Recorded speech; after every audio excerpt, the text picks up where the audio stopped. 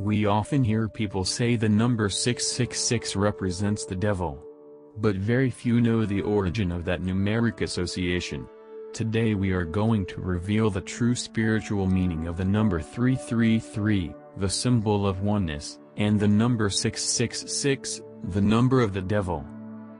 God is one and oneness, represented by the number 1. Every unity or whole contains in itself a trinity, just as the individual man consists of mind, body and spirit, the Father, Son, and Holy Ghost. Therefore in symbolic numeration the multiplying of the unit by 3 implies the completeness of that for which the unit stands, and, again, the threefold repetition of a number represents its extension to infinity.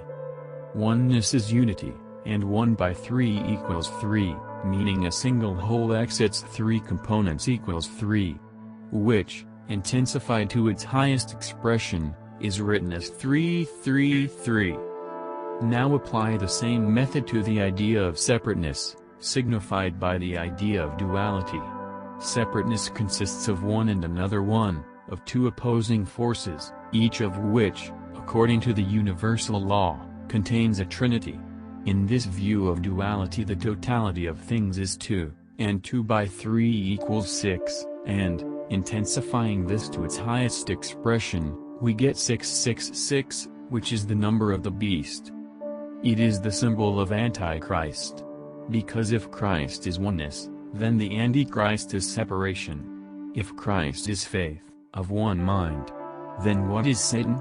Satan is the doubter, the double-minded one. Now here's something very interesting. If we take the number 1, and divide it by 3, what do we get?